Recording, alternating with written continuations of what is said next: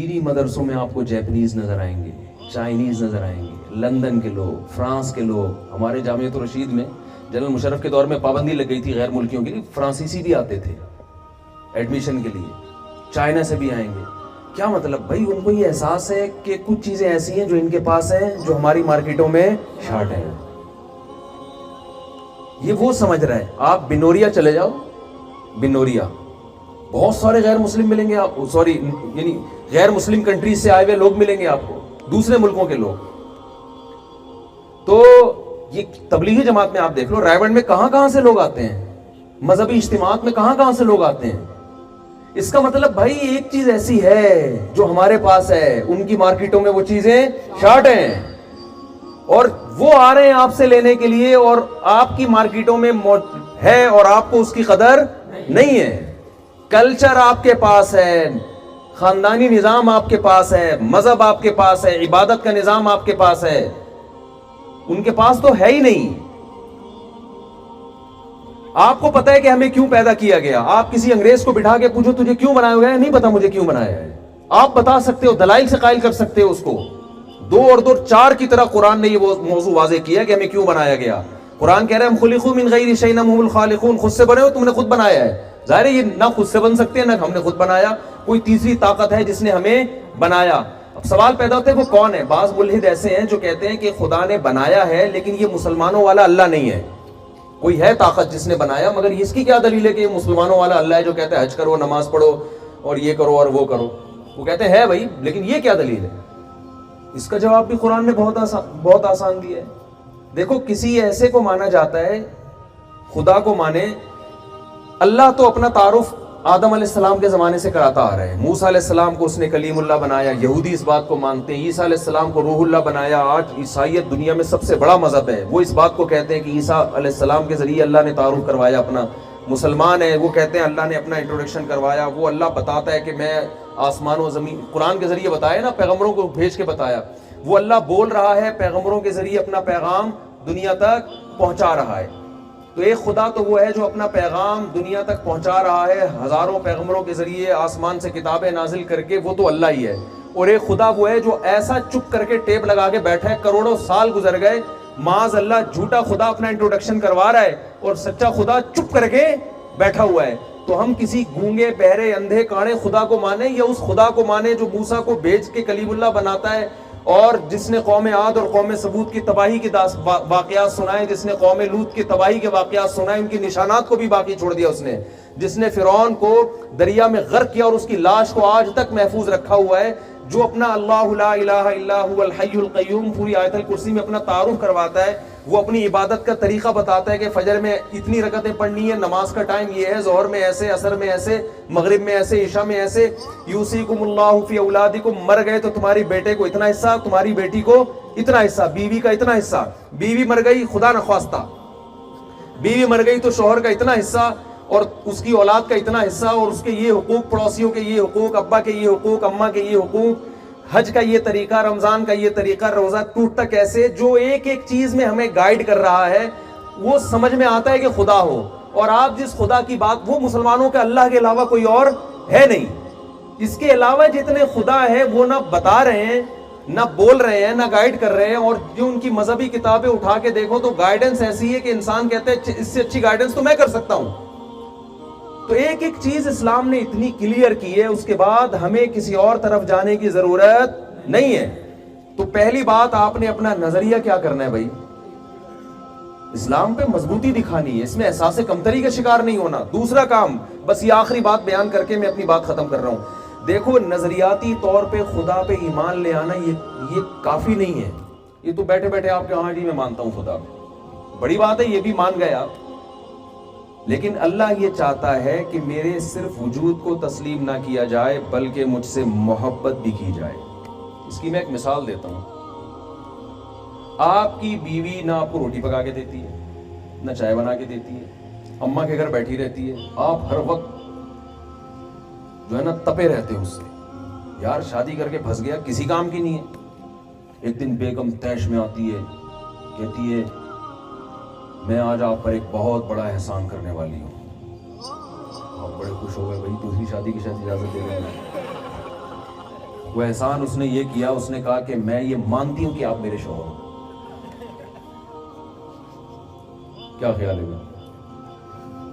میں یہ مانتی ہوں کہ آپ میرے، اس کے لیے آپ کو نادرہ کا سرٹیفکیٹ دکھانے کی ضرورت نہیں ہے. آپ کہو گے بھائی مان لیا تم نے، ٹھیک ہے، کچھ حرکتیں بھی تو ایسی کرنا جس سے پتہ چلے کہ میں کیا ہوں، تیرا میاں ہوں. جس کام کا تجھے کہتا ہوں انکار کر دیتی ہے. تو دیکھیں ہم صرف جیسے میاں بیوی میں غیرت ہوگی تو وہ چاہیں گے ہم ایک دوسرے سے محبت کریں.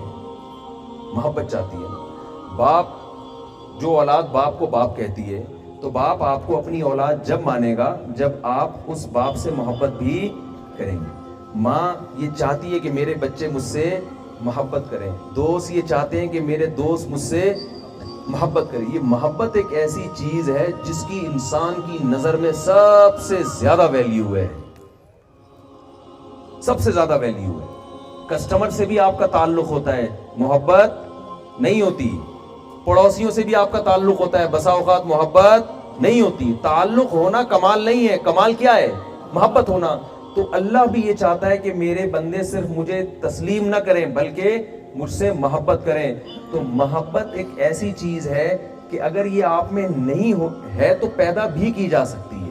سمجھ میں آ رہی ہے بات کہ نہیں آ رہی؟ آپ کہہ سکتے ہیں یار ہمیں تو اللہ سے محبت ہونی چاہیے مگر نہیں ہے، تو کیا کریں؟ تو اللہ نے اس کے لیے سب سے اہم چیز جو بتائی ہے نا وہ نماز ہے. توحید کے بعد اسلام کا سب سے بڑا حکم کیا ہے؟ نماز. صحابہ کے دور میں جو منافق ہوتے تھے نا، پکے منافق، وہ بھی نمازوں میں حاضری دیتے تھے لازمی. کیوں؟ ان کو پتا تھا کہ اگر ہم نماز میں نہیں آئے تو ہمیں کافر ہی سمجھا جائے گا. کیونکہ اس دور میں یہ ممکن نہیں تھا کہ کوئی اسلام قبول کرے اور مسجد میں نماز کے لیے نہ آئے. تو میں اتنی دور سفر کر کے آیا ہوں. اگر اتنا ہم سب مل جل کے عزم کر لیں اس سفر کا، مسلمان تو آپ پہلے سے ہیں الحمدللہ، تبھی تو آئے نا، اللہ کو تو مانتے ہو. تو میں نے اس لیے پوری تمہید بیان کر دی تاکہ کوئی آپ کے ایمان پہ ڈاکہ نہ ڈالے. کیونکہ کراچی میں تو، لاہور میں یہ بہت ہو رہا ہے، یونیورسٹیوں میں ایتھیزم اور اسلام کے خلاف ماحول بہت بنایا جا رہا ہے. یہاں کا مجھے نہیں پتا اسلام آباد کی کیا رپورٹ ہے. تو یہ تو میں نے اس لیے کہ آپ ماشاءاللہ پہلے سے مسلم ہیں اور کیا ہو جائیں، پکے ہو جائیں، کوئی آپ کے ایمان پہ ڈاکہ نہ ڈال سکے. تو پریکٹیکلی مسلمان بننے کے لیے سب سے پہلا کام آپ کو کیا کرنا پڑے گا؟ نماز. تو کیا خیال ہے بھائی، عزم کر لیں کہ آئندہ زندگی میں کچھ بھی ہو جائے کسی قیمت پہ نماز قضا نہیں ہوگی. اور اس کے لیے دیکھیں، جب جس چیز کو کسی کی عادت نہیں ہوتی نا، عادت ڈالنے کے لیے کچھ اپنے آپ کو سزا دینی پڑتی ہے. اکثر لوگ کہتے ہیں نا ہم سے بد نظری نہیں چھوٹتی، لڑکیوں کو جھانکتے تاکتے رہتے ہیں، بس عادت پڑ گئی ہے. بعض لوگوں کو ہو جاتی ہے عادت، وہ بڑھاپے میں بھی نہیں چھوٹ رہی ہوتی. پھر ہمارے ایک استاذ واقعہ بیان کرتے تھے، ایک بوڑھے آدمی کا، بوڑھے قابل احترام ہے ہمارے معاشرے میں، اللہ کا شکر ہے خیر غالب ہے. لیکن بعض ہوتے ہیں جو جوانی میں بہت ٹھرکی ہوتے ہیں تو وہ بڑھاپے میں بھی ویسے ہی رہتے ہیں. تو وہ بڑے اپنے محلے کے بوڑھے کا قصہ سناتے تھے نا، وہ جہاں سے کوئی خاتون گلی سے داخل ہوئی تو وہاں تک یعنی پورا جو ہے نا پہنچا کے آتا تھا گلی کے. تو یہ خطرہ ہوتا ہے اگر جوانی میں یہ توبہ نہ کی جائے. تو جن کو عادت پڑ جائے نا، علماء کیا کہتے ہیں، بھائی جب بد نظری ہو کچھ پیسے صدقہ کر دو، یعنی قیمت رکھ دو. ایک دفعہ دیکھنے کے 100 روپے، 500 روپے، جس کو جتنی اللہ نے عادت یعنی جتنا پیسہ دیا ہے اس کا فائدہ کیا ہوگا، آہستہ آہستہ یہ گناہ کم ہوگا. ہمارے ایک دوست کو سگریٹ کی عادت تھی، انہوں نے کیا کیا، کینیڈا میں ہوتے ہیں بلکہ کینیڈا میں 10,000 روپے نکالنا کوئی اتنا مشکل کام نہیں ہوتا. تو انہوں نے کہا کہ میں آئندہ منت نہ مانے، بس ویسے ہی نیت کی. انہوں نے کہا کہ میں جب سگریٹ پیوں گا میں انشاءاللہ 10,000 روپے صدقہ کروں گا. تو ایسے ہی کرتے تھے. اس کا فائدہ کیا ہوا، اتنا زیادہ جرمانہ بھی نہ رکھ لیں کہ وہ آدمی کہ یار اتنا ہی نیک ہوتا تو سگریٹ نہ چھوڑ دوں میں 1,00,000 روپے صدقہ کروں گا. تو اتنا زیادہ بھی سزا نہ ہو کہ وہ برداشت کرنا مشکل ہو جائے، اور اتنی ہلکی بھی نہ ہو کہ آدمی سارا دن میں ایڈوانس میں گلک میں پیسے ڈال کے بولے اب پیتے رہو سارا دن. اتنی بھی نہ ہو. وہ ہر آدمی کی حالت مختلف ہوتی ہے. تو وہ کہتے ہیں میں نے 10,000 روپے رکھے ہیں، اس کا نتیجہ یہ نکلا کہ میں اگر دن میں 20 دفعہ سگریٹ پیتا تھا تو 10 دفعہ پہ آ گیا ہوں. پھر 10 دفعہ کے بعد آہستہ آہستہ 5 دفعہ پہ آ گیا. پھر کہتے ہیں اب ہفتے میں 1 دفعہ ہی ہو.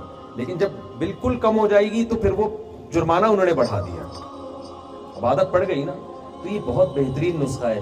آپ اپنے آپ کو نماز کا عادی بنانے کے لیے، عادت ڈالنے کے لیے اپنے اوپر جرمانہ رکھیں۔ حضرت حکیم اختر صاحب رحمہ اللہ بہت بڑے بزرگ تھے، وہ فرمایا کرتے تھے جس دن فجر نکل جائے اس دن کا ناشتہ گول، ناشتہ نہیں کرو۔ بلکہ وہ تو فرماتے تھے غیرت آنی چاہیے جس خدا نے، دیکھو غیر مسلم تو خدا ہے ہی نہیں نا اس کی ڈکشنری میں، ہم تو مانتے ہیں، تو جو مانتے ہیں تو صحیح طرح سے مانیں نا۔ اللہ نے 5 نمازوں کو فرض کیا ہے، اور نبی صلی اللہ علیہ وسلم کی صحیح حدیث سے پتہ چلتا ہے کہ اسلام میں توحید کے بعد نماز سے بڑا کوئی حکم نہیں ہے، اس پہ مضبوطی سے قائم رہنا ہے۔ کوشش کریں گے کہ نہیں کریں گے؟